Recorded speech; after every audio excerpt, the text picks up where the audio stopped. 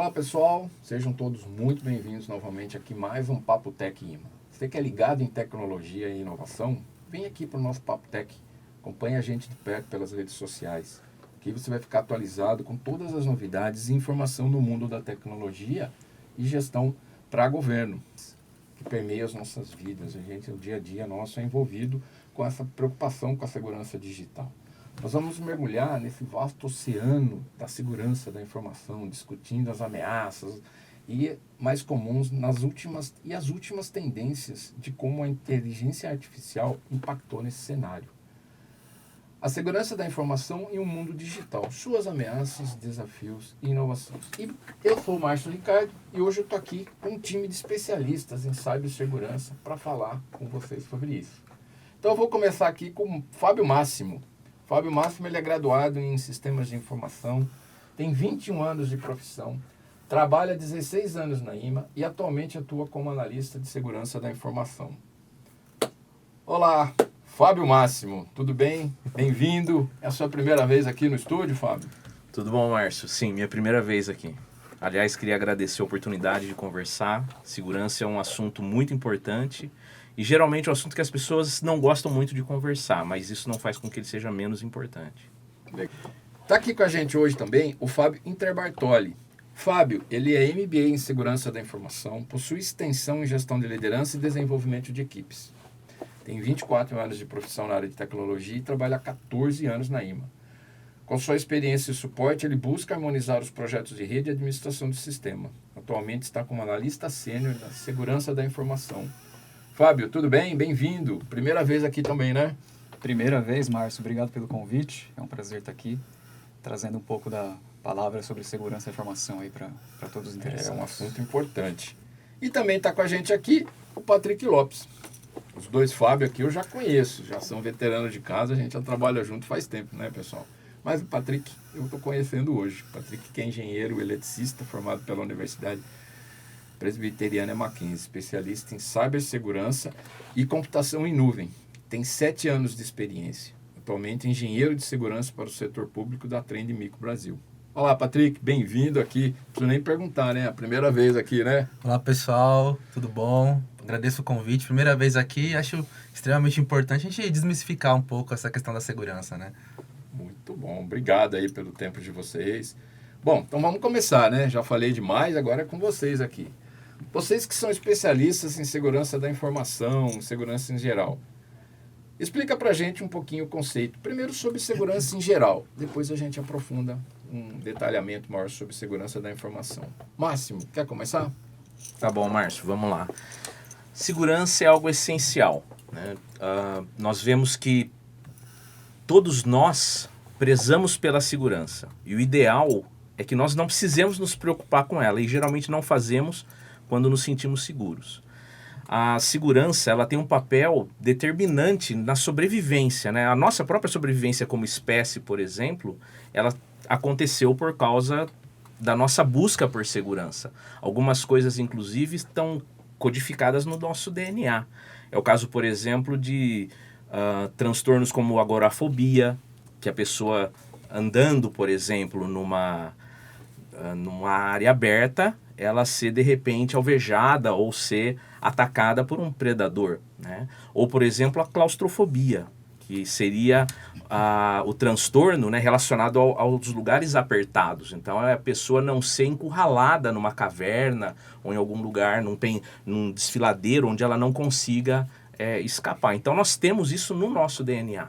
Né? E apenas por causa da nossa preocupação com segurança nós estamos aqui. Aqueles que não se preocuparam, né, viraram janta de algum predador, né, e não transmitiram seus genes para o banco de genes da humanidade. Né? Certo. E você, o Patrick, como é que você vê essa relação? Assim como o Máximo comentou, né? Tá dentro do nosso DNA. A maneira como a gente interage com as outras pessoas em sociedade já mostra um pouquinho de como a gente tem um apreço pela segurança. A segurança física, a segurança da nossa família, a segurança aí de modo geral. E é bem importante, né, essa questão de como a gente consegue transpassar isso para o público, né, de maneira geral, né? como que eu, da minha casa, indo para o trabalho, vindo até aqui a IMA, como que eu passei por situações de segurança, né? Como que eu me privei ali, de certa maneira, para ter uma segurança física ali em alguma situação. Então, acho que tudo isso, quando a gente faz um paralelo com segurança da tecnologia, tá muito claro a maneira como a gente tenta passar aquilo que a gente vive no dia a dia para a tecnologia e, nesse ponto, olha todos os pontos de falhas e a gente vai trabalhar em cima disso, né?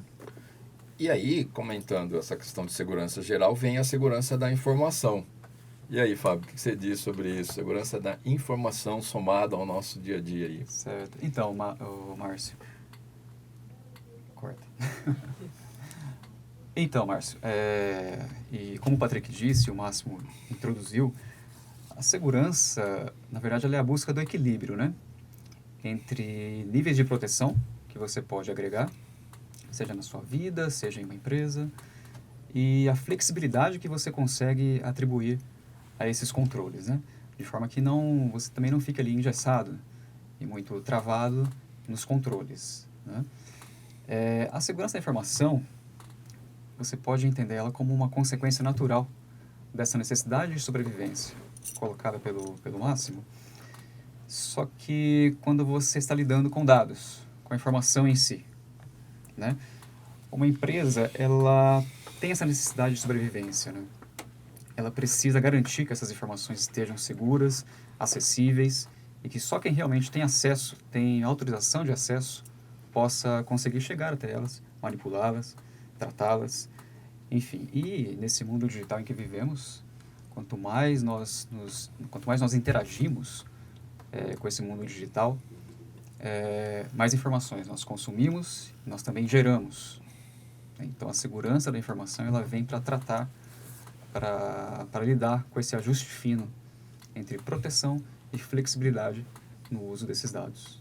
Hoje a gente não vai falar aqui sobre segurança no aspecto da LGPD. Nós não vamos falar hoje sobre isso porque é um outro assunto, nós vamos trazer um outro assunto. Nós vamos falar mesmo da segurança de tecnologia, né?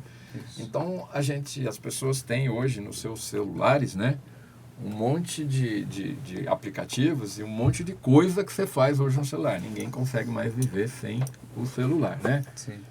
E a gente vê muita falha, muito problema aí. Nós vamos falar um pouquinho sobre isso, né, mais para frente, né, que são os tipos de ataque. Mas assim, em geral, como que as empresas em geral precisam proteger? O que ela precisa proteger dentro desses aplicativos, né? Como é que essas ameaças chegam na corporação através do aplicativo? Certo. A informação está dispersa, né, por toda a organização. Então, o que acontece?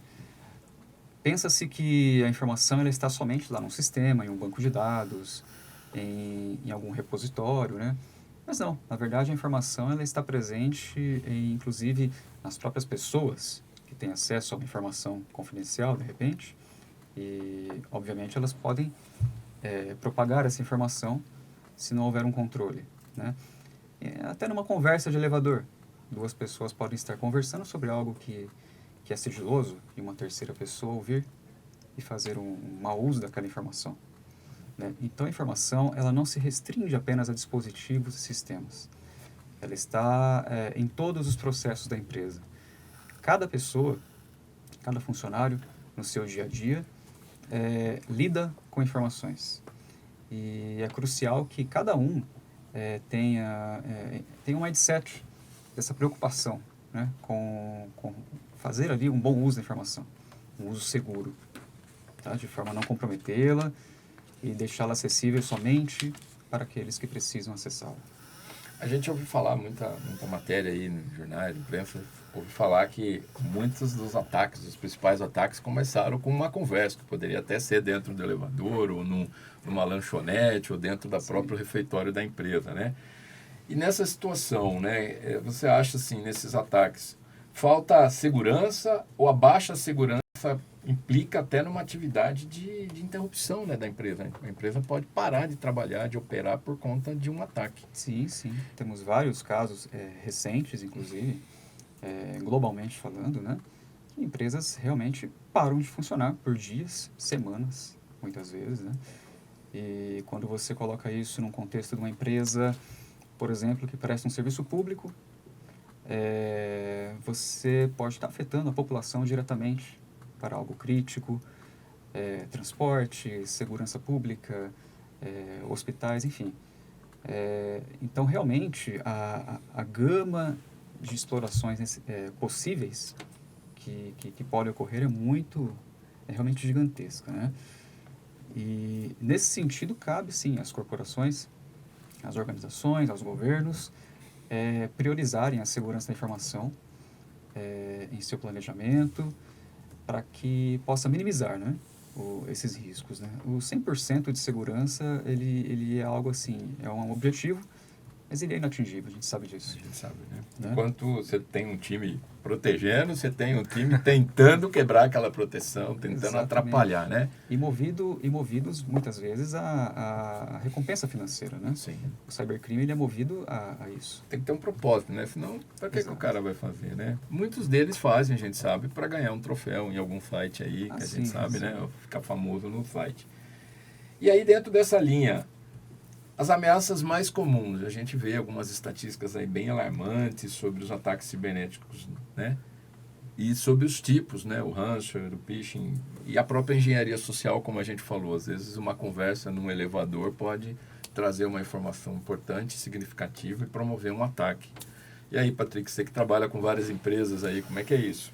Bom, acho que basicamente é legal destacar a questão dos dados, né? Hoje os dados são o novo petróleo, né? Então quem tem a posse do dado, quem tem aí hoje o acesso a esses dados, vai ditar muitas coisas ao redor do mundo. Então o cybercriminoso ele vai tentar focar em conseguir esse dado. Enquanto isso for financeiramente rentável para o cybercrime, esses ataques vão existir.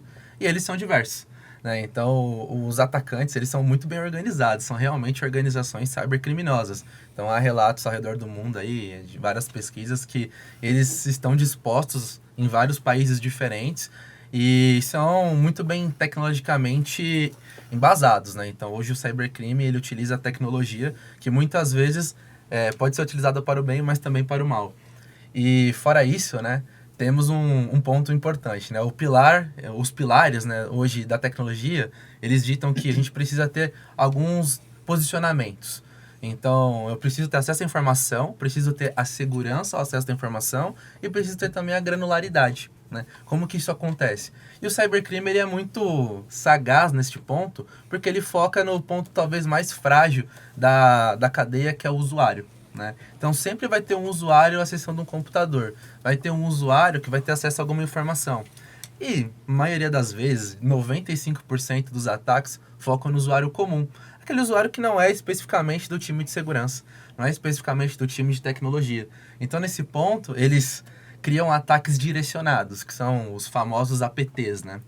E eles estudam as empresas, não é um ataque simplesmente lançado ao mundo. Eles estudam, eles sabem como o site daquela empresa é publicado, eles sabem qual é o mercado daquela empresa, ela atua referente ao quê? Quem são os competidores? Então eles pesquisam tudo isso, focam principalmente ali em causar uma pressão na marca, né? Quando você tem uma marca afetada, o esforço do outro lado, né, o esforço ali do time, daquela empresa, para reerguer aquela situação, para sanar aquele problema, é gigantesco. Então, eles focam nessa pressão.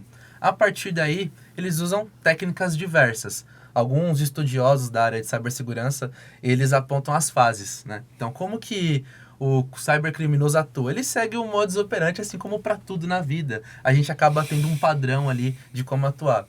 E eles seguem, né, algumas técnicas ali nas quais eles conseguem infiltrar-se numa empresa, ele consegue acesso a uma credencial, ele se movimenta para outra máquina, ele ganha acesso à informação.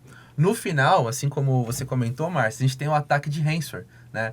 Para o pessoal de casa, né, o ataque de ransomware nada mais é do que você pega, o cybercriminoso tem acesso àquela informação, ele criptografa aquela informação, ou seja, ele mascara aquela informação e antes disso ele filtra. Ele coloca num lugar, no redor do mundo, né, num data center, numa nuvem, e começa o processo de extorsão. Ele começa a pressionar a empresa a pagar um resgate. E aquela questão, vamos dizer que um grupo criminoso ataque 10 empresas. Se ele consegue sucesso em um ataque, ele consegue filtrar dados. E se nesse ataque ele consegue um retorno financeiro, já consegue patrocinar outros ataques. Então, enquanto isso for lucrativo, infelizmente isso vai continuar acontecendo.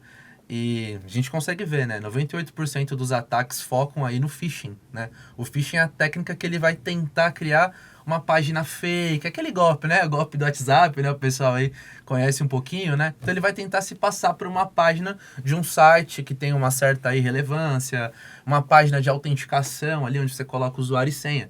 Então ele tenta ser o mais fidedigno possível.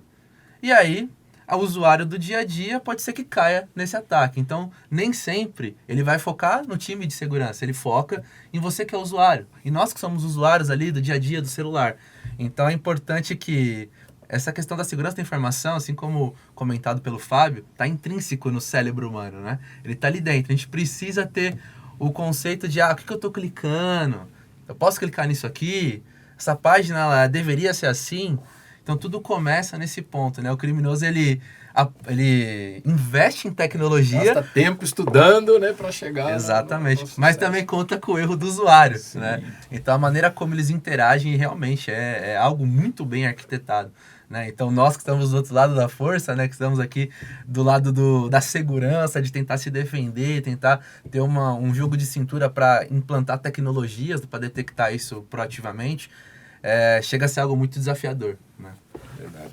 E o pessoal, né, os usuários em geral, como você falou, eles não são, todo mundo, a grande maioria não é usuário de tecnologia, ou seja, não é técnico como vocês, são especialistas, ou até como nós somos, né, também. Ô, Márcio, me considero como técnico.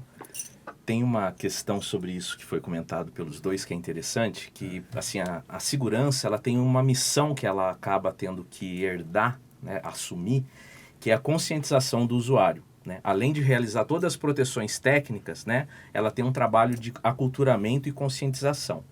Então, por exemplo, voltando àquele exemplo da evolução, né, nós temos instintos de correr se tiver fogo, se tiver uma tempestade de raio, se abrigar, mas a gente não tem instinto contra a eletricidade, porque isso é muito novo evolutivamente falando. Então, o ambiente ele mudando, todas essas ameaças não estão no nosso DNA. Né? O celular é muito novo para nós também. Então o usuário ele não deixa de fazer por maldade ou por desleixo. É muitas vezes, e na maioria das vezes, por uma falta de noção muito grande dos riscos que estão envolvidos ali. Tem um guru da tecnologia, que é o Bruce Schneier, e ele diz, se você pensa que tecnologia vai resolver os seus problemas de segurança no seu negócio, você não conhece nem de segurança e talvez nem do seu negócio. Né? Então, é importante, né, pensar que não é só a tecnologia. Existe uma tríade que tem que ser trabalhada, né, onde está a segurança. E é no usuário, nos processos e sim na tecnologia. Então a soma dessas três áreas de atuação, né, vão conseguir aumentar o nível de segurança. Quando a gente fala, né, de segurança, de cyberataques, cybercriminosos e tudo, as pessoas que não são do meio da tecnologia entendem que então é um grupo de pessoas atacando a empresa. Mas ele esquece que quando ele está com o celular na mão, quando ele está com o notebook, aquele aplicativo que ele está usando está com ele. E entre aquele aplicativo, seja celular ou computador, e o ambiente da empresa onde eles miram o ataque, existe uma conexão. E também tem um perigo. Essa conexão, esse tráfego, né, de informações, porque você faz o seu login, a sua senha e manda a informação para lá. E também tem isso que vocês falaram, ele ser atraído para cometer um erro, né? E clicar num site errado. Então, talvez isso que as pessoas não entendam. Sempre pensam, o cyberataque é lá na empresa, e não comigo. Eu fui uma vítima, e na verdade, você só foi atacado porque você... você foi atraído para ser atacado e você entrou nisso, não é? Vocês compactuam com isso, com essa ideia? Exato. E assim, a mudança no ambiente ela é tão grande e agora é acelerada, porque se nós olharmos a situação 10 anos atrás, né, o home office era uma coisa. Né? Hoje o nível de aderência ao home office é muito maior. Né? Então, os celulares, né, eles são muito mais poderosos, né? Um celular hoje tem mais poder que um computador que eu tive alguns anos atrás. Exatamente. Então, Eu que eu diga, hein? Eu que eu diga. Não, isso é um raciocínio perfeito, né? Que algumas pessoas, né, alguns pesquisadores apontam a superfície de ataque, né? Então, antes eu trabalhava no escritório, eu tinha o meu notebook que se conectava à rede da empresa e eu estava dentro de um ambiente que estava controlado. A partir do momento, né, nível aí de pandemia, etc., a gente foi para casa, a gente está se conectando na rede da nossa casa. O nível de segurança não é o mesmo da empresa. Eu uso o celular na rua, só que eu tenho aplicativos que são acessíveis para também questões corporativas. Então, a superfície aumentou muito e o criminoso sabe disso. Ele vai explorar, ele vai tentar quebrar ali alguma autenticação, quebrar ali algum software para conseguir sucesso nesse ataque. E como você falou, Máximo, a tecnologia ela vai evoluindo. Então eles vão utilizando essa tecnologia para o mal, né? Eles vão utilizando o celular, ali as falhas do celular, para ter um acesso indevido, para explorar algum tipo de vulnerabilidade. E a partir daí, se eu estou, né, num ambiente ali que sai da normalidade, eles vão se aproveitar disso, né? Então acho que é algo extremamente relevante esse comentário, porque a gente está com uma tecnologia nas nossas mãos, né? Poderosíssima, né? Aplicativos de bancos, etc. Então, o cuidado que a gente tem que ter com isso é gigantesco. E é o que o Máximo comentou, né?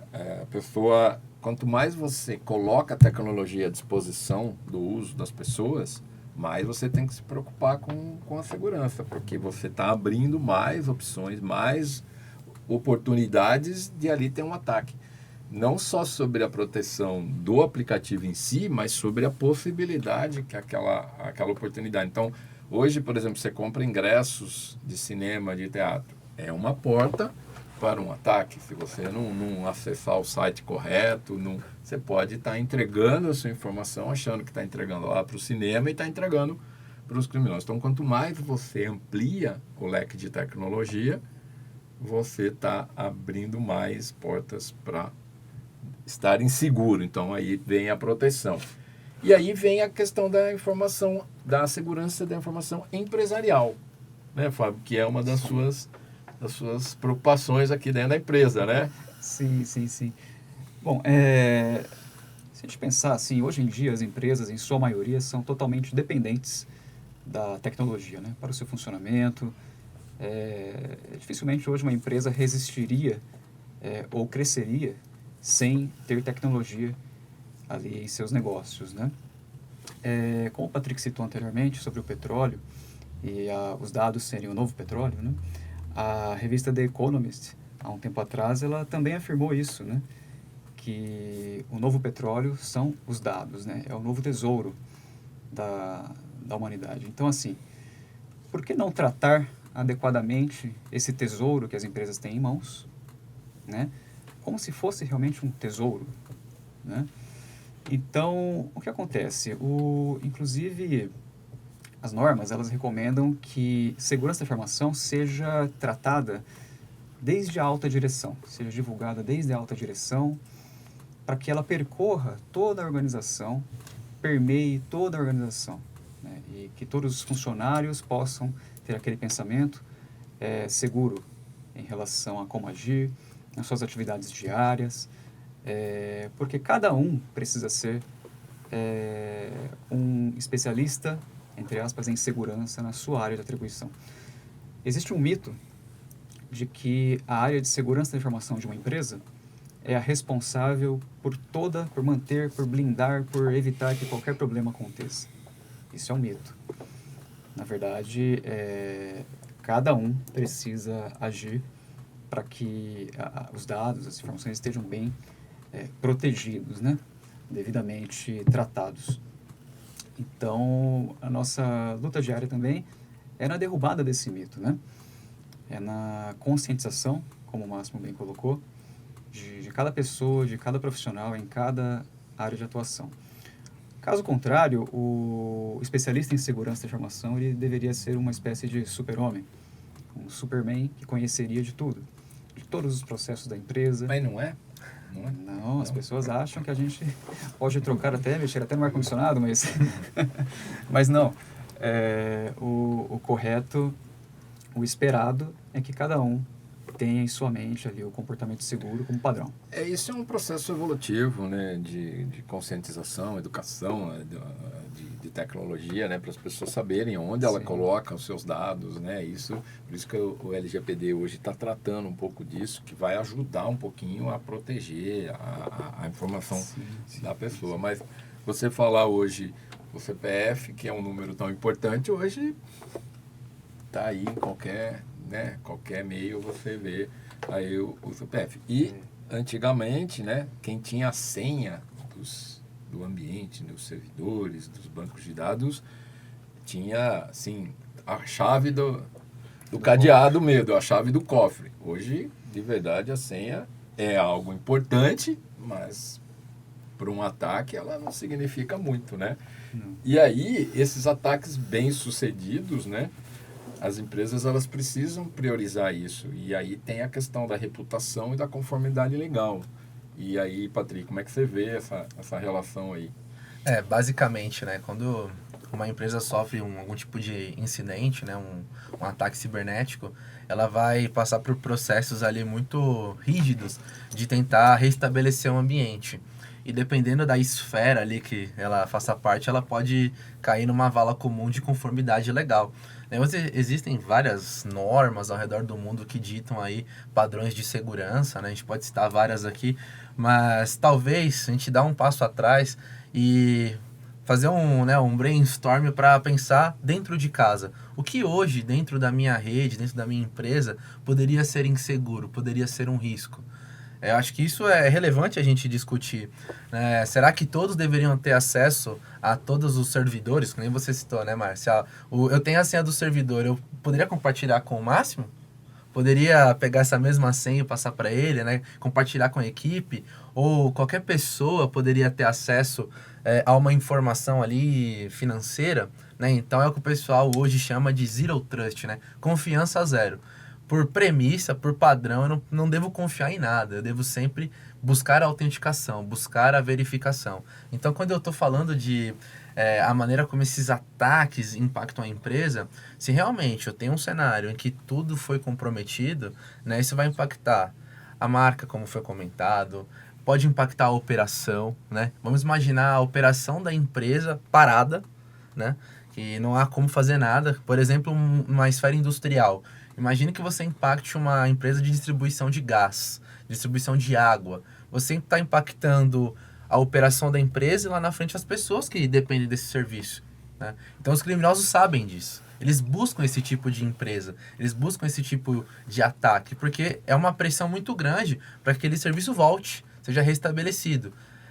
Em outro ponto também é que a partir do momento que ele faz esse primeiro ataque, né, ele faz essa infiltração na empresa, ele começa a pressionar de maneira também pública. Então, questões midiáticas, né? Então, claro, todos sabem, né, que existe conceitos da internet, né? A internet, o Surface, tem a Deep Web e a Dark Web.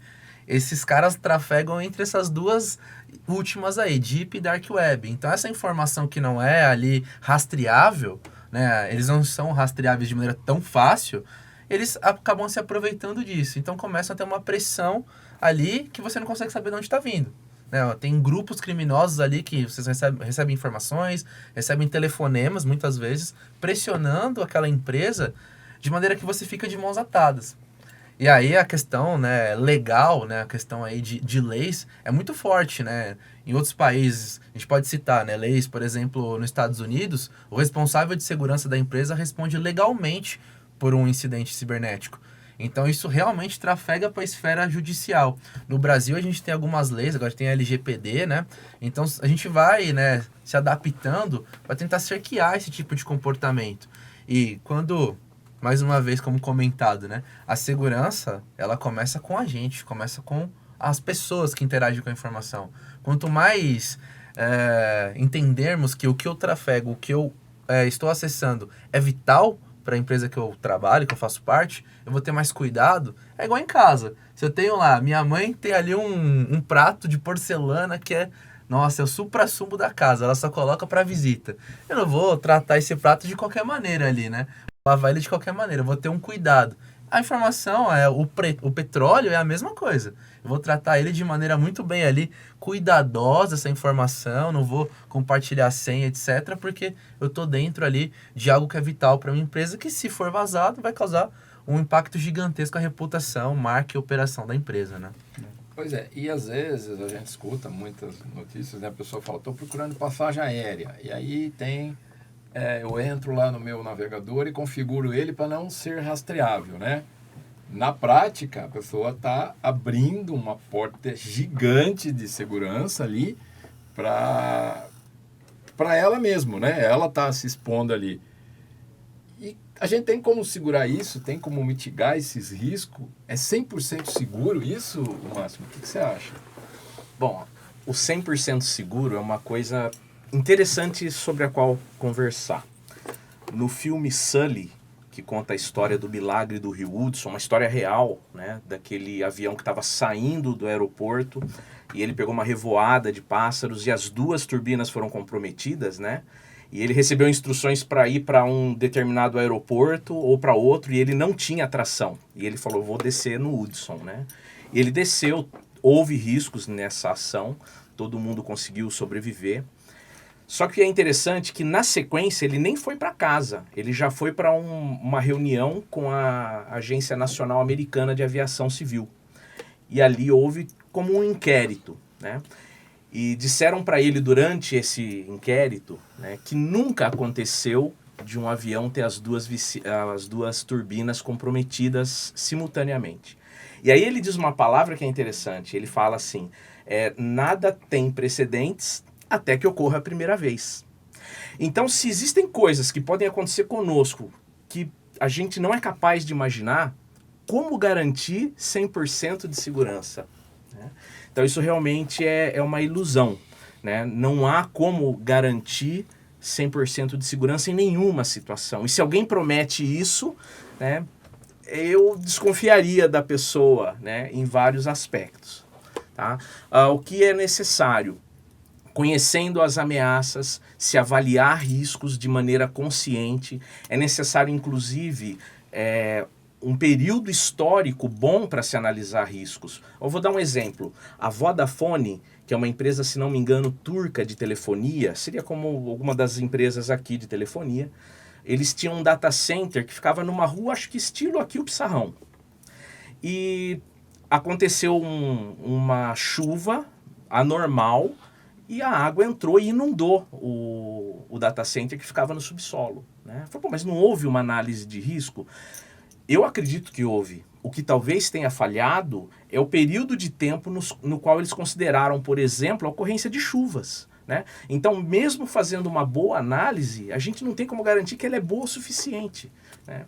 Por exemplo, não tem como garantir que não vai cair um meteoro aqui e atrapalhar a nossa gravação, por exemplo.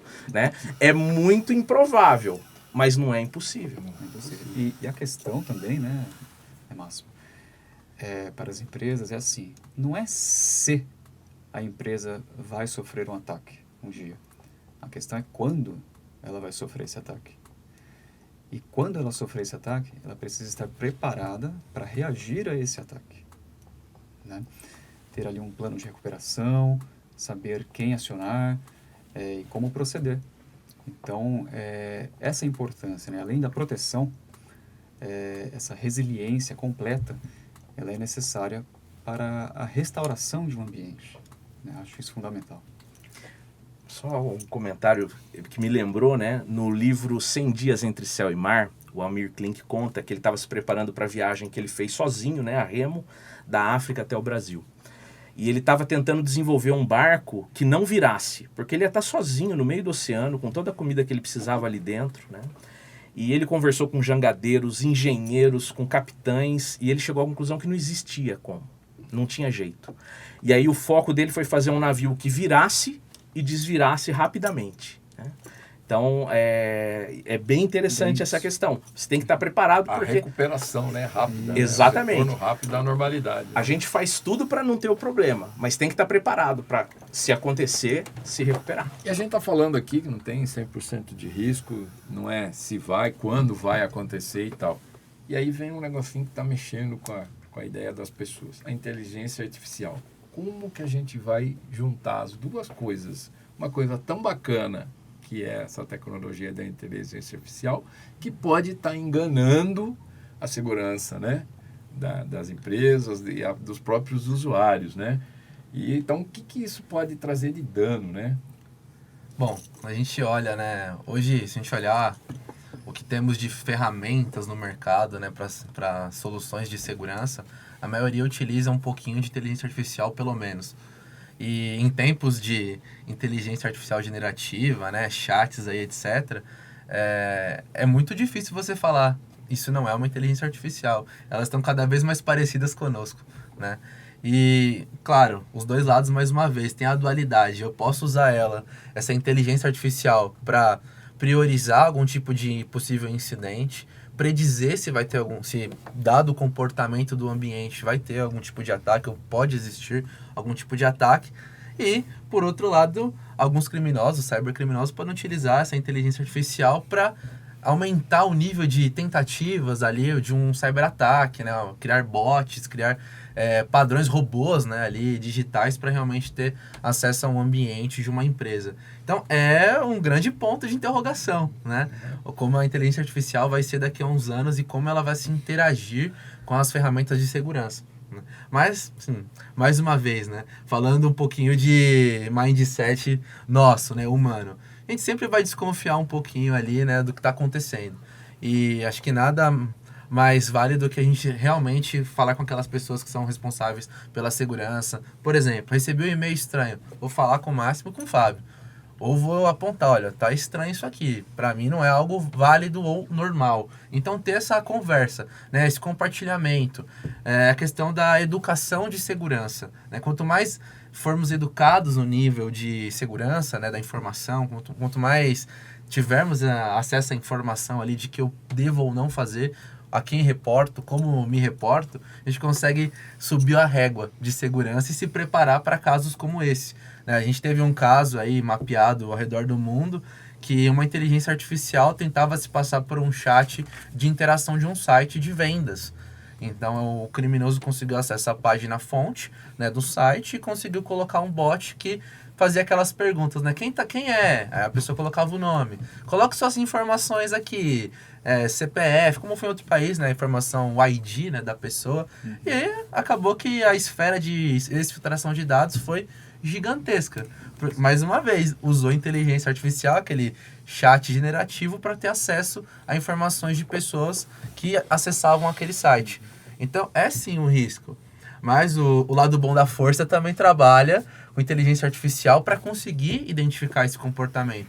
Hoje, se você pegar alguns casos, né, a própria Trend Micro trabalha também com isso, desenvolvimento de soluções pautadas em inteligência artificial para responder mais rápido a um incidente cibernético. Se eu respondo mais rápido, eu vou conseguir identificar mais rápido, respondo mais rápido, garanto a proteção num certo nível. Mais uma vez, né, como o Máximo falou, não tem bala de prata. A gente depende de vários pilares para responder a um incidente cibernético. Mas, quanto mais ferramentas e mais proteção tivermos, mais fácil identificaremos, né? O combate preditivo, né, Patrick? O combate preditivo, ele vai se tornar, assim, um grande foco da área de segurança nos próximos anos, né? Ao unir as inteligências artificiais generativas com as soluções até já existentes, né? Congregando tudo isso e fazendo com que a gente consiga ter essa agilidade, esse trabalho mais automatizado, né, no combate às outras inteligências artificiais que porventura estejam tentando iniciar ali um ataque em uma organização, né? Então o combate preditivo vai ser algo assim muito falado daqui para frente. E eu fico pensando no seguinte: quando nós unimos inteligência artificial, quando nós pensamos em internet das coisas, em 5G, tudo isso junto, o potencial, o aumento da superfície de ataque já é gigantesco, né? Você tem uma superfície muito maior para ser atacada, mais dispositivos, né? Olha, Márcio, você consegue imaginar, por exemplo, um exército de geladeiras e uma botnet que foram invadidas, né? E essas geladeiras começam a disparar pacotes ou fazer tentativas de invasão, derrubar algum sistema. Você consegue imaginar isso no futuro próximo? Não estamos longe, né? Estamos muito próximos, já acontece com alguns dispositivos, né? Mas daqui a algum tempo, muitas, se não todas as casas, né, terão pelo menos um dispositivo conectado à internet em tempo integral, né? E serão dispositivos vulneráveis, imagine. A preocupação de um fabricante, a preocupação primária de um fabricante geralmente é a venda, né? Geralmente é criar um produto e colocar ele no mercado. A segurança, a gente percebe que ela vem num momento secundário, né? E até isso precisa ser mudado, né? Precisa ser trabalhado passo a passo para que a segurança ela comece a vir embarcada, né, em cada um desses dispositivos. Já era estranho há um tempo atrás, né? A gente ouviu falar geladeira acessando a internet, né? Sim. Já era estranho. Hoje, então, a geladeira fazer um ataque, nada estranho, né? Nada estranho. Tá bem dentro do propósito. Geralmente a gente que ataca a geladeira, né? A gente que ataca a geladeira. Agora nós temos um concorrente ali, né? Agora, hoje, né? A gente está falando de inteligência artificial e o ChatGPT está aí, todo mundo brinca com ele, tem a parte séria dele, a parte importante, tem a parte lúdica, que é a brincadeira e tal. Mas você acha que nunca ninguém perguntou para o ChatGPT como é que eu ataco em determinada empresa? Com certeza que ele já tem a resposta pronta. Né? Alguma fórmula de passos, né? Começando pelo reconhecimento, enfim, aquele passo a passo que pode ser tocado aí por um atacante, né? Mas com o passar dos anos, e isso vai ser muito rápido, com o passar dos dias, ele vai ficando mais inteligente e vai trazendo até mesmo dicas de como burlar certos controles, né? Então, por isso que é importante também que do outro lado, as ferramentas que fazem a defesa também possam trabalhar nesse mesmo ritmo, né? Também possam saber lidar com esse comportamento, né? É uma análise comportamental baseada ali no contexto de uma situação. Então, isso já está ocorrendo e vai ser muito falado nos próximos anos aí. É um futuro aí para a nossa área, esse tipo de abordagem, né? E falando em futuro, um pouco de futurologia, a gente tem que pensar, até o Máximo citou bastante sobre o nosso DNA, né? Sobre o que está ali em termos de segurança já implícito no ser humano, né? Imaginem que teremos um cenário de segurança de DNA, né? Em que as pessoas terão que se preocupar com a segurança do seu próprio DNA. Seja na questão dele receber algum tipo de ataque, né? Algum vírus, é uma analogia perfeita com a máquina, né? Seja até no roubo de um DNA, por exemplo, alguém que tinha um talento muito grande, que tem um talento muito grande, e de repente queira se clonar aquela pessoa, né? Estamos aqui extrapolando realmente, mas não é de se duvidar, né? A tecnologia na humanidade ela é muito recente, e quanto nós já não avançamos nesse pouco tempo, né? Então, a segurança do DNA humano e de outras características aí também vai ser um assunto aí, suponho, já para a próxima década, muito falado. Na verdade, o DNA, talvez a gente não esteja tão preocupado com a parte biológica dele, mas, por exemplo, um amigo meu fez um teste de DNA para saber origem, saúde e tudo mais, e ele faz o download do seu DNA codificado, né? Isso. No arquivo. E existem sites de genealogia no qual você pode subir o seu DNA e ele vai sugerir possíveis parentescos, né? E aí você pensa, a partir do momento que meu DNA tá exposto, e aí? E outra, né? A empresa que fez o teste com a minha amostra, né? E codificou meu DNA, até que ponto eu posso confiar nela, né? Então, assim, a gente já tem algumas coisas para pensar nessa questão. Sobre a inteligência artificial, o Stephen Hawking, né? Quando se fala sobre o fim do mundo, a gente fica meio assim. Mas ele elencou, acho que 12 maneiras possíveis do mundo acabar, né? Do fim da humanidade, na verdade, né? E uma delas é a questão da inteligência artificial. E nós temos hoje a inteligência artificial, ela é considerada fraca, é o machine learning, né? Ele é muito específico num determinado tipo de tarefa. E realmente ele acaba trazendo informações que nós treinamos ele, com a massa de dados que nós criamos na internet. Circulando aí no mundo, né? Exato. Mas criar mesmo, né? Ele meio que formata isso.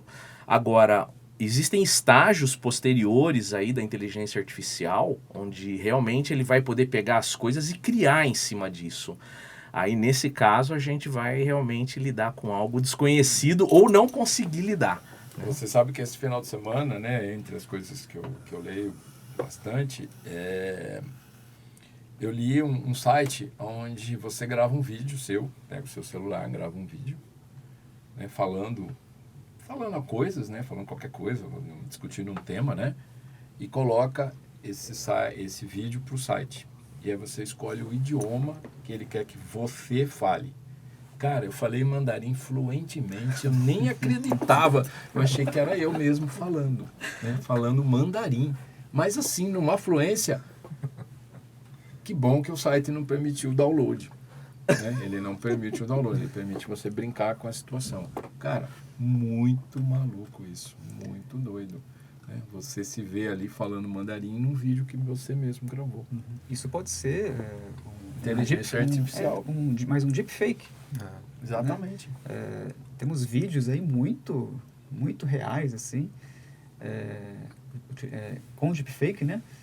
De celebridades falando coisas que não, em tese não deveriam falar, políticos, né?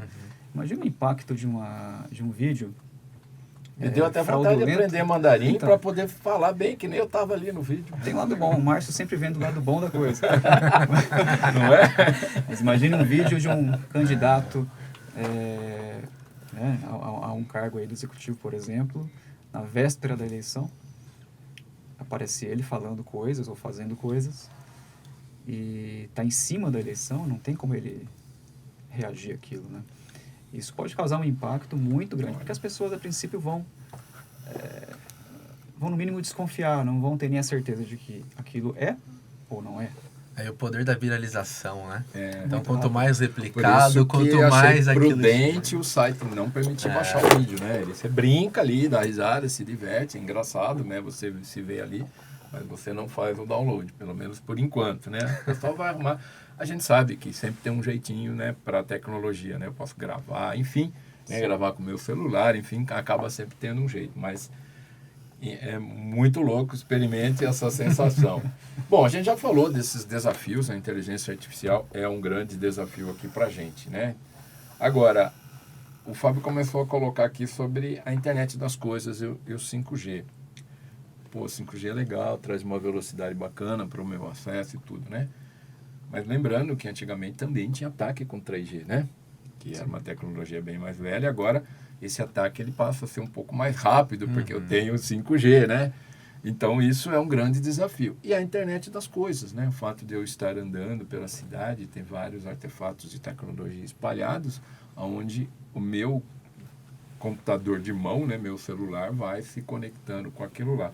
Tudo isso é mais uma preocupação para vocês aí, especialistas em segurança, né? Exatamente.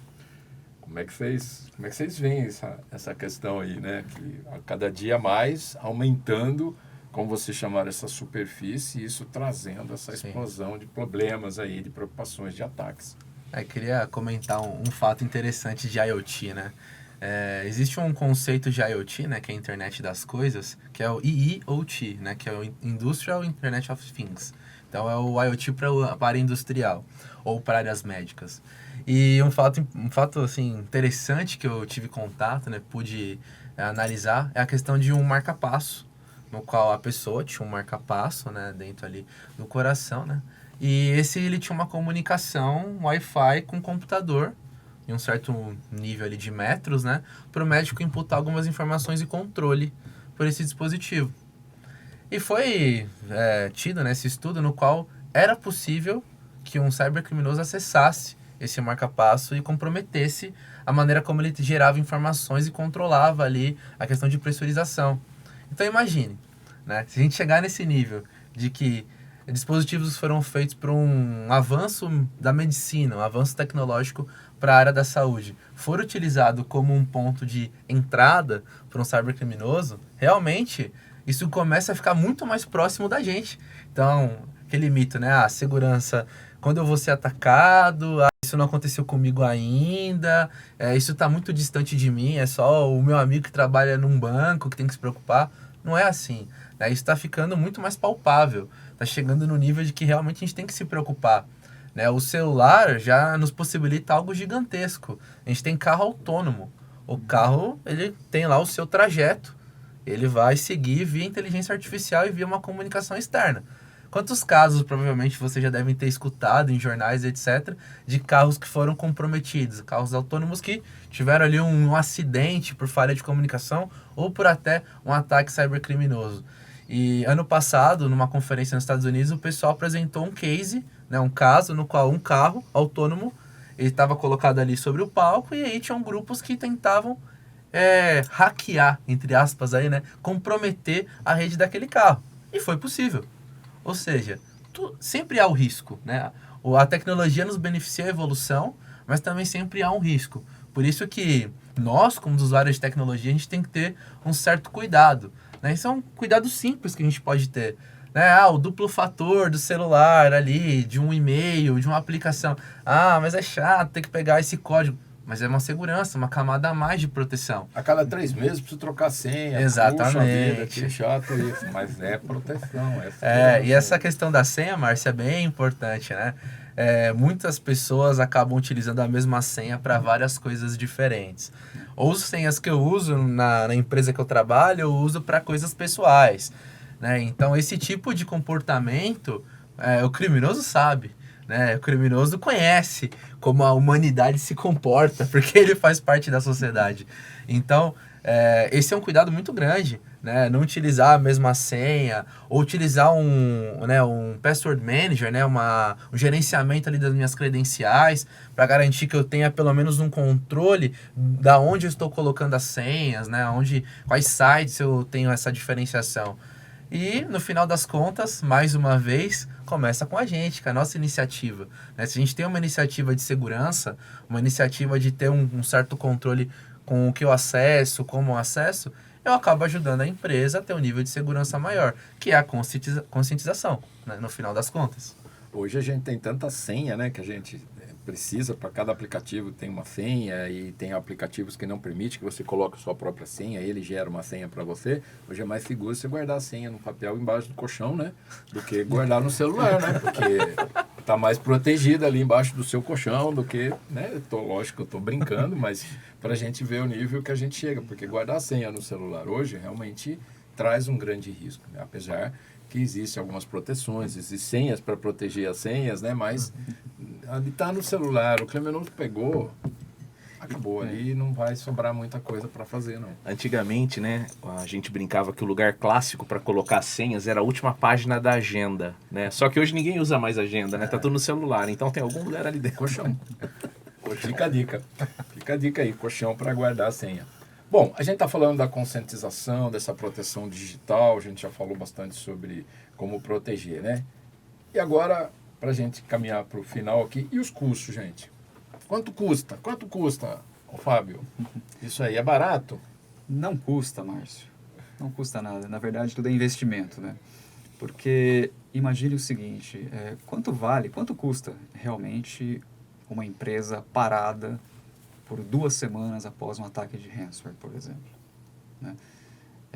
Temos muitos e muitos casos de empresas multimilionárias paradas por semanas, porque até você recuperar todo o ambiente, aquilo ali, claro, operações essenciais estão funcionando na base do papel e da caneta, mas tudo aquilo vai ter que ser inserido posteriormente em sistema, mas o faturamento é afetado. Imagine as ações dessa empresa, o que acontece com elas. Então, assim, segurança da informação ela não é um custo, ela é um investimento, né? E por isso que existe esse comprometimento desde a alta direção, porque é necessário que esse investimento seja sempre aprovado, né? Dentro das condições da corporação. E ele vai resultar essa resiliência. Sem esse investimento, a exposição é muito maior e o risco é muito elevado, né? Então, em uma análise de riscos, é possível quantificar e até qualificar quais investimentos merecem maior atenção, quais podem ser implementados e quais devem ser implementados, né? Então, eu não vejo segurança da informação como custo, sempre como um investimento, assim como o seguro de um carro, de uma casa. Você não quer utilizar, mas você precisa ter. Mas a hora que você precisa tá lá, né? E aí, vocês querem Acho que eu posso contribuir aqui, né? Essa questão de qual é o custo diário aqui, né? Eu faço parte da... Ainda mais você que vende esse serviço, né?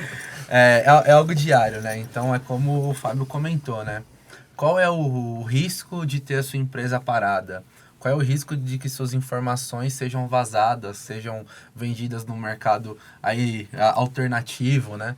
Então, realmente, a gente tem que encarar isso como investimento. Investimento em ferramentas, investimento em pessoas de segurança, para que estes contribuam para elevar o nível de segurança, de proteção e resiliência do ambiente, né? Um outro ponto que o pessoal costuma brincar, né? A questão do seguro, né? Do carro, né?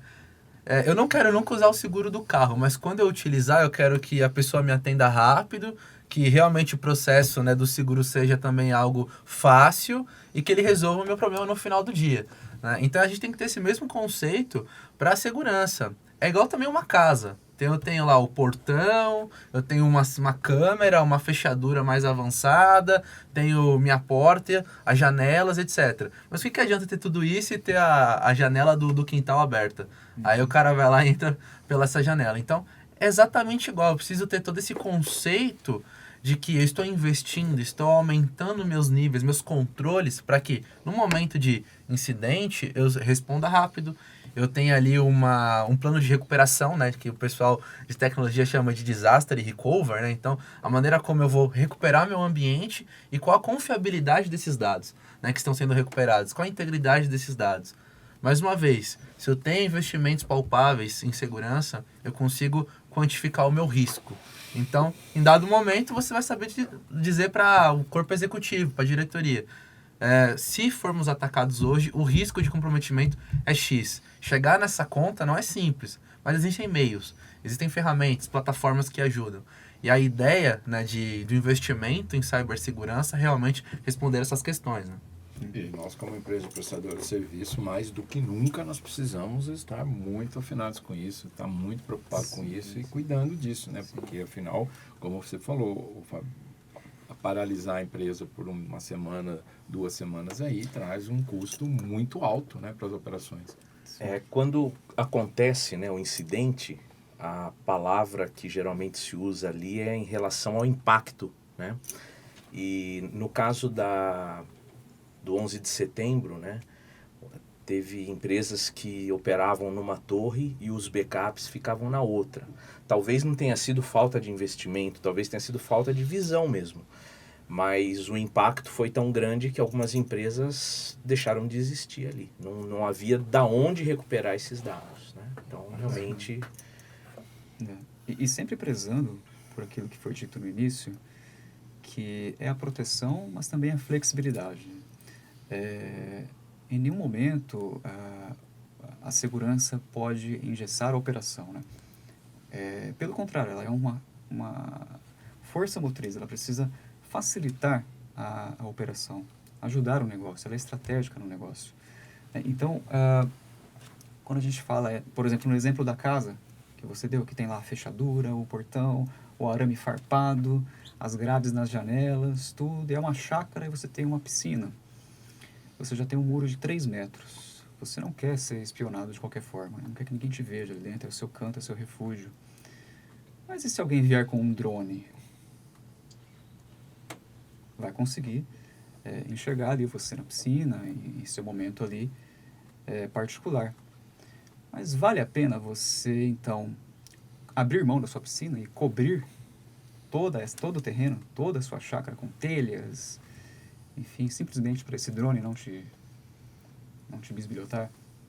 Né? Então, a segurança é esse ajuste fino entre investimento em tecnologia, em processos, em pessoas, mas também a consciência da flexibilidade, de até onde eu posso ir, até onde o risco é aceitável. Tudo isso forma uma grande mistura e no final a gente espera sempre um excelente resultado. Pois é, a gente tem que trabalhar essa questão com a gente mesmo, disso não virar uma coisa que a gente não possa mais ter convivência, né, na rua, Sim. andar na rua. Lógico, a gente sabe dos riscos que tem, mas, por exemplo, a gente está falando da casa. Eu protejo a minha casa, mas eu recebo uma entrega de comida ali, né? Hoje eu não quero cozinhar e vou entregar. Pronto, na hora que eu abrir a porta, eu estou expondo, né? Então, para a gente refletir realmente sobre essa questão de segurança.